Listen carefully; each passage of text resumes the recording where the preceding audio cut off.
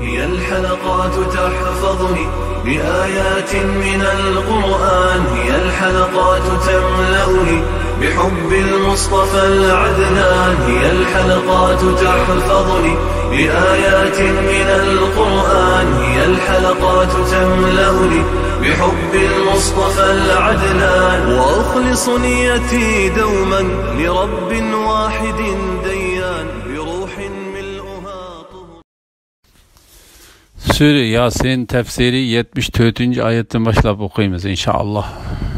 Bismillah, elhamdülillah, ve salatu ve selamu ala Resulillah. Esselamu aleyküm ve rahmetullahi ve berekatuhu. Tövende diyektanlığa İbn Kathir Rahimullah'ın Kur'an-ı Kerim tefsiri Uygurca tercümesi Yasin suresi 74. ayetinden başlayıp okuyayım inşallah. Euzubillahimineşşeytanirracim. Ular yardımga erişishini ümid qilib, Allohni qo'yib boshqa ma'budlarni iloh qilib oldi. U ma'budlar ularga yordam berolmaydi. Bular shu ma'budlar uchun, ya'ni ularning xizmati uchun hozirlangan qo'shindir. Ey Muhammad sallallohu alayhi vasallam, ular ya'ni mushriklarning so'zi, ya'ni seni inkor qilganligi seni g'amkin qilmasin.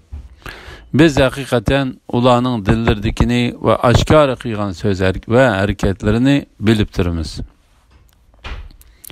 Mushriklarning butlarının ularga yordam berishga qodir emasligi to'g'risida. Alloh taolo bu oyatda mushriklarning butlarni Alloh shirik qilib ma'bud qilib olganligini, shu orqali u ma'budlarning o'zlariga yordam qilishini, rızık verişini ve özlerini Allah Teala'ya yakınlaştırışını talep kıldıganlıqıga reddiye berip mındaqtaydı. O ma'budlar ularga yardım berelmaydi. Yani o ma'budlar özlerigi çoqunğuchilarga yardım berishga qodir bolalmaydi.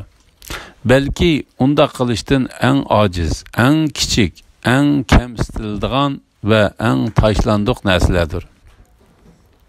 Shundaqla ma'budlar özleriga yordam talab qilishqimi, özleriga yomonlik qilmoqchi bo'lgan kishilardan intiqom olishqimi qodir bo'lolmaydi. Chunki u anglayolmaydigan, tushunolmaydigan jonsiz narsalardir. Bular shu ma'budlar uchun, ya'ni ularning xizmati uchun hozirlangan qo'shindir. Ya'ni qiyomat kuni bu butlarni to'plab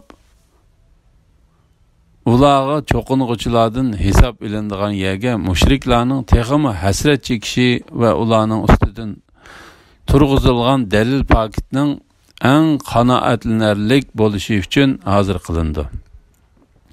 Qatada u ma'budlar ularga yordam berolmaydi. Bular shu ma'budlar uchun, ya'ni ularning xizmati uchun hozirlangan qo'shindir degan oyatning ma'nosi haqida mundaq deydi. Kıyamet günü müşrikler dünyada çoğunluğun butlarına gazaplanırdı. O ma'budlar ularga yaxshilik elib kelenmeydi. Yaxshilik elib kelmeydi. Ulardan yomonlikni mu tabi qilolmaydi. O ma'budlar faqat butlardan ibarettir. Hasan Basri mu shundoq deb ko'rsatdi. O bu oyatga berilgan yaxshi bir tushundirish bo'lib, İbn Jarir mu bu sözünü to'g'ri deb qaragan. Payg'ambar alayhisalomga tasalli berish to'g'risida. Ey Muhammad sallallohu alayhi vasallam, ular ya'ni mushriklarning so'zi, ya'ni ularning seni inkor qilganligi va Alloh taologa kafir bo'lganligi seniga g'amkin qilmasin. Biz haqiqatan ularning dillardikini va oshkor qilgan so'z va harakatlarini bilib turibmiz. Yani kelgüsüde ularning tillari sifatlagan narsa bo'yicha jazo beramiz. Ularga shuning asosan muomala qilamiz. U kunda ular amallaridan cho'nginimi, kichkinimi, ko'zga ilg'inimi, ko'zga ilmag'inimi yo'qitib qo'ymaydi. Aksicha ularning burun va keyin qilgan amallarining hammasi to'liq ko'rsatildi. İnsan bilmemdi ki biz hakikaten onu abi manidin yarattık. Endi u Rabbiga oshkora husumatchi bo'lib qoldi.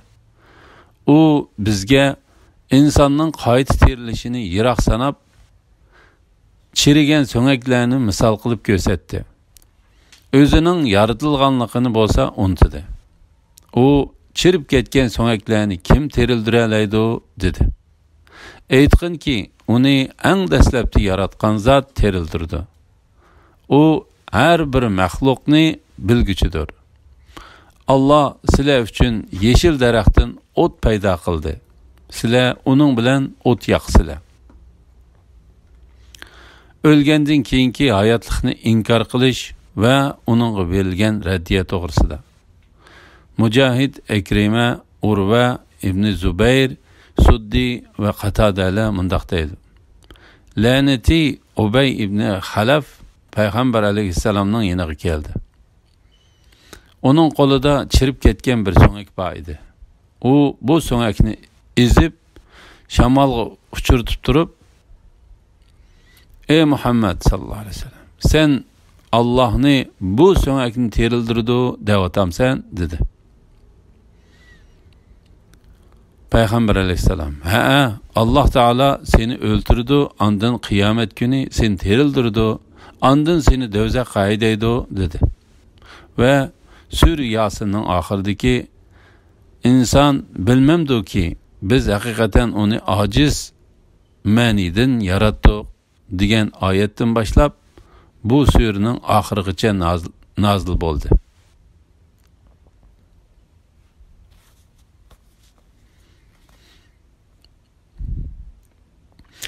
İbn Abu Hatem, İbn Abbas radiyallohu anhumaning mundaq deganligini rivoyat qiladi. Mundaq deganligini rivoyat qilgan. Az ibn Vail kelkun suydan qolgan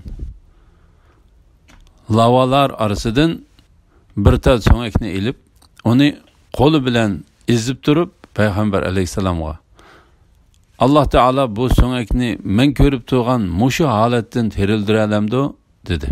Payg'ambar alayhisalom, "Ha, Alloh taolo seni o'ltirdi, ondan seni terildirdi, ondan seni cehennemge kirgizdi" dedi. Shu chaqda Sure Yasinning oxiridagi bu oyatlar nozil bo'ldi. Buni Ibn Jarirmo Said ibn Jubayrdan rivoyat qilgan. Bu oyatlar mayli Ubay ibn Xalaf yoki As ibn Vail haqida yoki har ikkilisi haqida nozil qilingan bo'lishi muhim emasdir. Bu oyatlarning qiyomatni inkor qilgan har qanday odamni o'z ichiga oladiganligi aniqdir.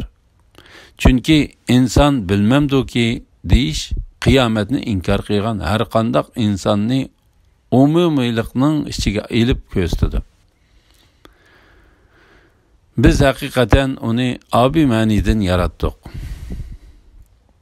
Ya'ni qiyomatni inkor qilgan har bir odam dastlabda yaratilganligini o'lgandan keyin qayta terildirilganligiga dalil qilib ko'mamdi. Alloh taolo haqiqatan insonni dastlabda arzimas suvning javhiridan, ya'ni nihoyatmu kichik va ojiz narsadan yaratdi. G'olib va buyuk Alloh taolo bu vaqtda mundaq deydi: "Sizlarni biz ojiz ma'nidan yaratmadikmi? Uni biz ma'lum vaqtgacha, ya'ni tug'ilgacha puxta oromgoh, ya'ni bachchidan qildik. Shubhisizki biz insonni aralashma ma'ni, ya'ni er bilan ayolning ma'nisidan yaratdik. Ya'ni Alloh taolo insonni ayrim ma'nining aralashmasidan yaratdi. Uni bu arzimas ma'nidan yaratgan Alloh taolo u o'lgandan keyin uni qayta terildirishga qodir emasmi?" Bu vaqtda İmam Ahmad Bashir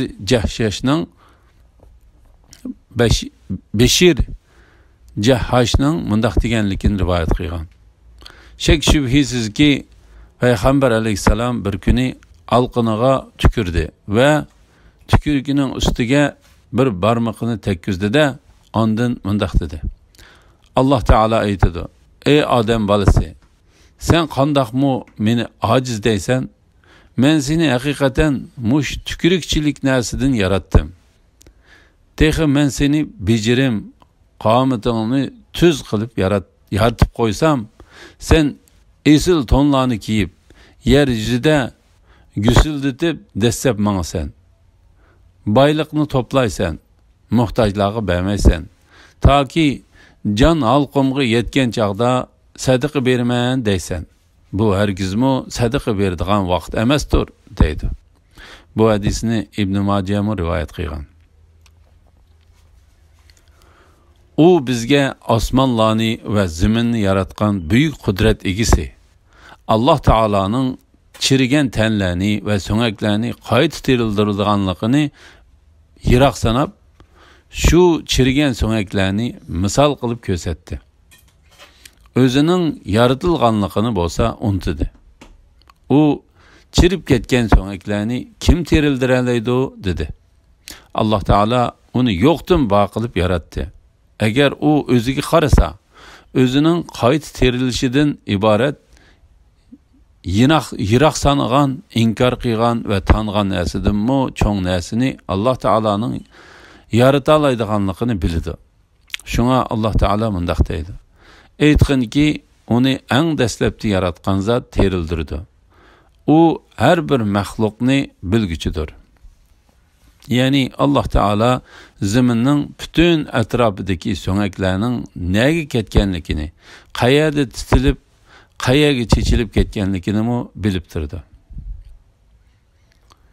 İmam Ahmad Hudayfa radhiyallohu anhudan Payg'ambar alayhissalomning mundaq deganligini rivoyat qildi. Shak shubhisizki, bir odamning ajli to'shib, hayotdan umidini uzgan chaqda oilasidagilarga men o'lib ketsam, mening atrofimga jiq o'tin yig'inglar, ondan uningga o't yiqinglar. O't go'shlarimni ko'ydirib, so'ngaklarimla qolgan chaqda uni elib, undek so'qinglar. Ondan uni dengizga sovurib yetinglar deb vasiyat qildi. Uning oilasidagilar u o'lgandan keyin uning deganidek qildi. Alloh taolo uni shu holatdan jamlab, ondan uningga "Nimishqi shunda qilishga buyurding?" dedi. U odam "Seningdan qo'rqib shunda qildim" deb javob berdi. Shuning bilan Alloh taolo uni mag'firat qildi. Rivoyat qilinishicha, bu odam kepan o'g'irlaydigan odam ekan. İmam Buxoriy va Muslimning rivoyat qilishicha, u o'g'illariga o'zini ko'ydirib, ondan so'ngkini undek so'qib, ondan uning yerimini quruqlikqa, yerimini shamol chiqqan kunda dengizga sovurib yetishni buyurgan. Shuning bilan ular shunda qilgan. Ondan Alloh taolo dengizga amr qilib, dengizdagi parchisini quruqlikqa amr qilib, uningdagi parchisini yig'ib, ondan uningga vujud kel deyishi hamon o darhalla ör turgan bir odamga aylangan. Ondan uningga "Sen nima sababdan mushunda qilding?" degan. U "Sen bilsan, seningdan qo'rqib shunda qildim" deb javob bergan. Shuning bilan Alloh taolo uni jazolamasdan gunohini kechirib etgan. La ilaha illalloh Muhammad rasululloh. Alloh sizlar uchun yeşil daraxtdan o't paydo qildi. Sizlar uning bilan o't yoqsizlar. Ya'ni Alloh taolo bu daraxtni dastlabda suvdan yaratdi. Ko'klab yeşillikqa purkinib, qizirib pishqan mevlik daraxtga aylandi. Ondan Alloh taolo uni o't qalaydigan quruq o'tin holatiga qaytirdi. Shuningga o'xshash Alloh taolo xohlagan narsani qilguchidir. Iroda qilgan narsani yaratishga qodirdir. Alloh taologa hech narsa to'salg'i bo'la olmaydi. Qatada Alloh taoloning "Alloh sizlar uchun yeşil daraxtdan o't paydo qildi. Sizlar uning bilan o't yoqsizlar" degan oyat haqida mundaq dedi. Bu yeşil daraxtdan bu o'tni chiqargan zot Alloh taolo insonni terdirishga qodirdir. İbn Abbas radhiyallohu anhumaning mundaq deganligi rivoyat qilindi. Oyat ko'rsatilgan daraxt Hijoz zaminida o'sadigan marx bilan apar deyiladigan daraxtdir. o't qalashqa güngürti yo'q odam u daraxtdan ikki tal yeşil shoxchini ilib bir-biriga surkisa, u ikki shoxning orasidan o't chiqadi. Maqol tamsilda mundaq deb kelgan: har daraxtdan o't chiqadi. Marx bilan aparning o'ti hammadan kuchlikdir. Danishmanlar faqat yulg'undan boshqa hamma daraxtdan o't chiqadi deydi. Osmonlarni va zaminni yaratgan zot ularning o'xshishini yaratishga qodir emasmi? U buningga qodir. Allah mahir yaratquchidir, hammani bilguchidir. Allah biror shayni yaratishni iroda qilsa, uningga vujudga kel deydi-da, u vujudga keladi. Allah pokturki, har bir narsaning egilik huquqi uning qo'lidadir. O'lgandan keyin uning dargohiga qaytarilasizlar.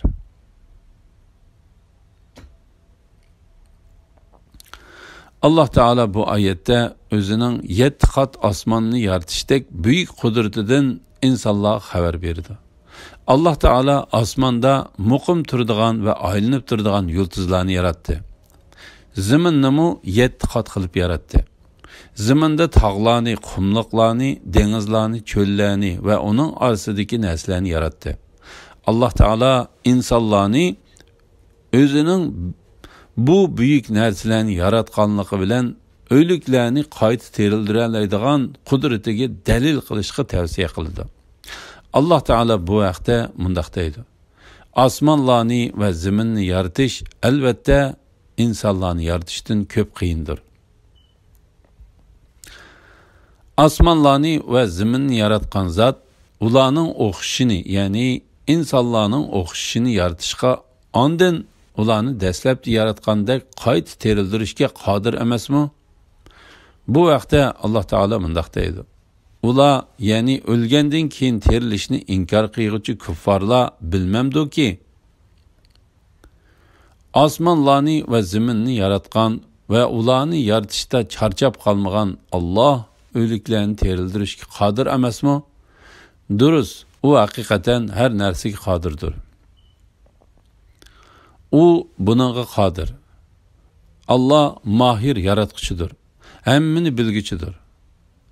Allah biror shayni yaratishni iroda qilsa, uningga vujudga kel deydi-da, u vujudga keladi. Ya'ni Allah Teala biror narsani faqat birli buyruq berish bilanla vujudga chiqardi. Buyruqni takrorlash va ta'kidlashga hojat qolmaydi. İmam Ahmad Abu Dar radıyallahu anhudan Peygamber aleyhisselamның mundaq deganligini rivoyat qildi. Şek şübhisiz ki Allah Teala mundaq deydi: ey bandalarim, faqat men gunohdan salomat qilgan kishidan boshqa hammanglar gunoh qilg'uchidir. Sizlar mendan mag'firat tilanglar. Sizlarga mag'firat qilaman. Faqat men boy qilgan kishidan boshqa hammanglar faqirsizlar. Men haqiqatan sehidirman. Sharaf va boylik egisidirman. Nimani xohlasam shuni qilaman. Mening kishilarga narsa berishimmi va ularni jazolashimmi birli so'z bilan bo'lib, agar biror narsaning vujudga kelishini xohlasam, uning vujudga kel deyman-da, darhol u vujudga keladi. Allah pokturki, har bir narsaning egilik huquqi uning qo'lidadir. O'lgandan keyin uning dargohiga qaytarilasizlar. Ya'ni hamisha tirik osmonlar va zaminning xazinalari o'z ilkida bo'lgan zot Allah Teala har qanday nuqsondan pokdir. Hammadan ulug'dir. Yomonlikdan ado judodir. Bütün ish uning dargohiga qaytariladi. Yaratish va buyurish Allah Teala'ga xosdir. Allah Teala'ga xosdir. Bendiler kıyamet günü onun dergahı qaytıdı. Ondan Allah Taala her bir adamga qilgan amaliga qarata jazo va mukofot beradi. Allah Taala adildir. Bendilerge nimet bergüçüdür ve rahmet kılgıcıdır. Allah Taala'nın Allah paktır ki her bir nersinin egilik hukuki onun kolududur diyen ayetinin manisi tövendeki ayetlerinin manisiga o'xshaydi. Aytqin ki hamma şeyinin padişahlığı kimnin kolida? Bütün asman ziminin padişahlığı ilkede bolgan Allah'ın berketi büyüktür. Elhamdülillah, şunun bilen Sure Yasin'nin tefsiri ahırlaştı. Cemi hamd-ı sana ve medhiye Allah Teala xastır. Keler qitimda Sure Safat 1. ayetinden başlap okuyumuz inşallah. Ve sallallahu ala Muhammed ve ala alihi ve sahbihi ecma'in. Esselamu aleyküm ve rahmetullahi ve berekatuhu.